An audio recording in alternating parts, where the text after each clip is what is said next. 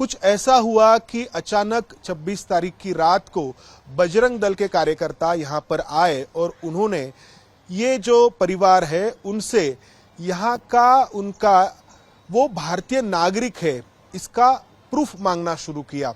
और इस परिवार का आरोप है कि उनके साथ कुछ पुलिस के कर्मचारी भी थे। पहले हम इस परिवार का जो यहाँ कब से वो रह रहे हैं, जो कुछ प्रोफाइल है वो हम जानने की कोशिश करेंगे। आपके परिवार के कौन कौन लोग भारतीय सेना में रहे, उनके नाम बताइए, कब वो भर्ती हुए थे? सर, हमारे चाचा थे नईमुल्ला खान, 1963 में भर्ती हुए थे आर्मी में। नागपुर से भर्ती हुए थे, नागपुर उनका सेंटर था इन्फेंट्री में। 1965 में वीर अब्दुल हमीद के साथ भी लड़े। 1971 में चाइना के खिलाफ भी लड़े। 71 की लड़ाई में उनके बाएं हाथ में बम भी लगा था और जिसकी वजह से उन्हें भारत में रिटायर होने के बाद प्राइमरी स्कूल के हेडमास्टर की पदवी मिली थी। 1991 में हमारे चाचा रिटायर हुए, वो अभी भी मौजूद है। उसके बाद दूसरे चाचा हमारे 1968 में पुणे से बॉम्बे सैपर से भर्ती हुए। 71 की लड़ाई में भी रहे और देश के अन्य हिस्सों में कई जगह उन्होंने सेवा देने के बाद आखिरी में वो पूना में आए। पूना में 88 में उन्होंने अपना ये घर खरीदा और 91 में रिटायर हुए। उसके बाद हमारे बड़े भाई हकीमुद्दीन 1984 में आर्मी में भर्ती हुए वो और 2000 में रिटायर हुए। 98 में कारगिल की लड़ाई में भी हमारा खुद का भाई उस लड़ाई में हिस्सेदार रहा है। तो आपके जो दूसरे चाचा है वो उनकी लास्ट पोस्टिंग यहाँ पर थी, इस वजह से उन्होंने पुणे में सेटल होने का फैसला किया। जी जी सर, 1988 में उन्होंने घर खरीदा था यहाँ रहने के लिए और फिर उन्होंने 1991 में रिटायरमेंट लिए।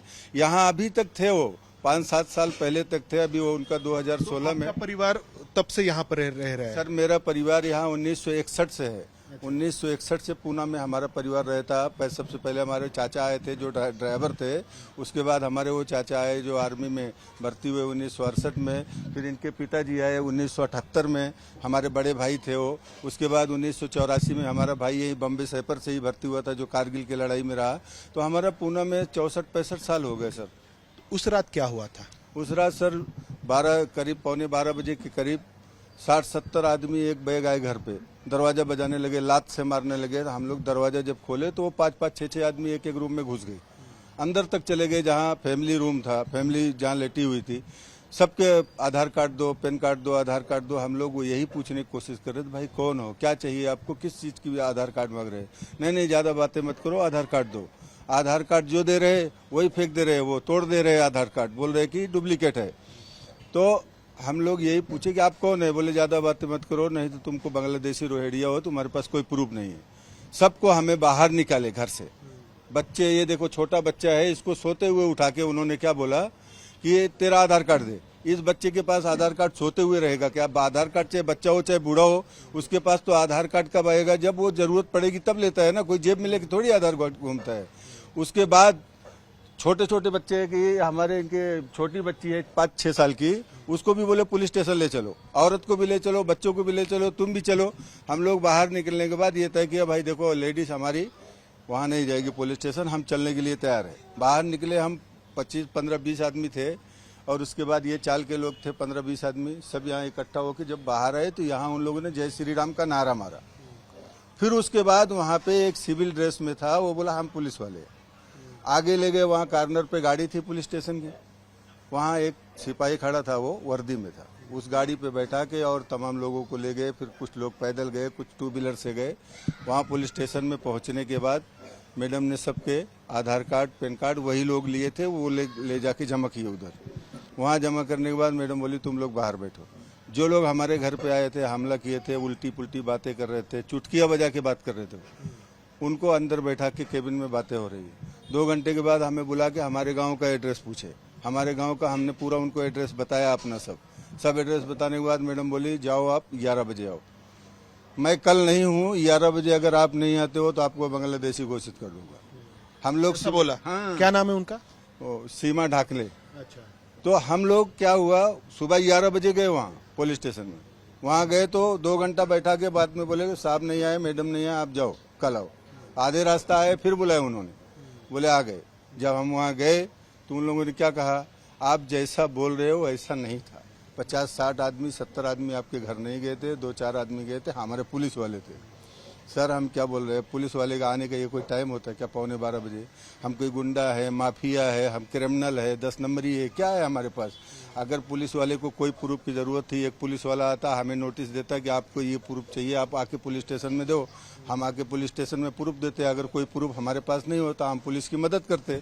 आपको भी बुलाया गया था उस टाइम? जी हाँ, मेरे को भी बुलाया गया था। यही 11 बजे, अपना 11:45 के साथ में मैं भी था। और बात किसी को किसी से करने नहीं दे रहे थे, चुटकी बजा बजा के एकदम मारने की धमकी। एक एक आदमी के पीछे 7-8 आदमी, 10 आदमी ऐसा लगा दे रहे थे। किसी को किसी से बात नहीं करने दी। मेरा तो मोबाइल भी छीन लिए थे। आप भी गए थे? जी सर, जी सर। घर का कोई मर्द नहीं बचा था जो नहीं गया था। नाबालिग बच्चे भी थे साथ में।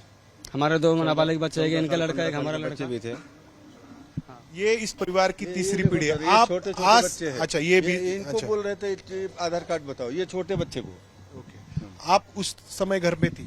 जी, मैं घर पे ही थी, अपने घर पे थी। और हमें इसका बिल्कुल भी अंदाजा नहीं था कि ये अचानक होगा करके। और ये आना इस तरह से, अगर आपको वेरिफिकेशन ही करना है, आपका प्रोसेस है, हम समझते हैं, लेकिन वो दिन में भी हो सकता है। रात में ऐसे 12 बजे आना और अचानक से बोलना कि आधार कार्ड दिखाओ। कोई आधार कार्ड लेके तो सोता नहीं है।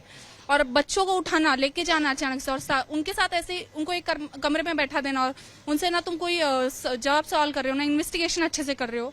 उसके बाद 11 बजे तुम धमकी देके बोल रहे हो कि तुम लोग अगर नहीं आए तो तुमको बांग्लादेशी घोषित कर देंगे। इसका मतलब क्या है? और हमें एक निराशा भी मिली कि जब हमने कंप्लेन दी तो इसकी नई कंप्लेन ली गई और कहा गया कि इतनी बड़ी बात नहीं है, छोड़ दीजिए। जबकि ये बहुत बड़ी बात है कि रात के 12:30 बजे आना 70-80 लोगों के साथ।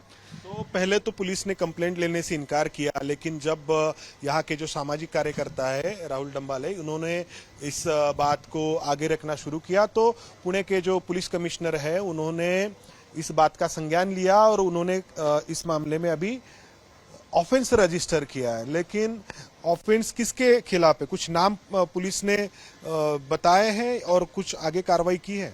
जी, ऑफेंस जो रजिस्टर किया गया है वो यहाँ के जो कट्टरपंथी बोल के खुद को पेश करना चाहते हैं उन्हीं लोगों के खिलाफ दर्ज की गई।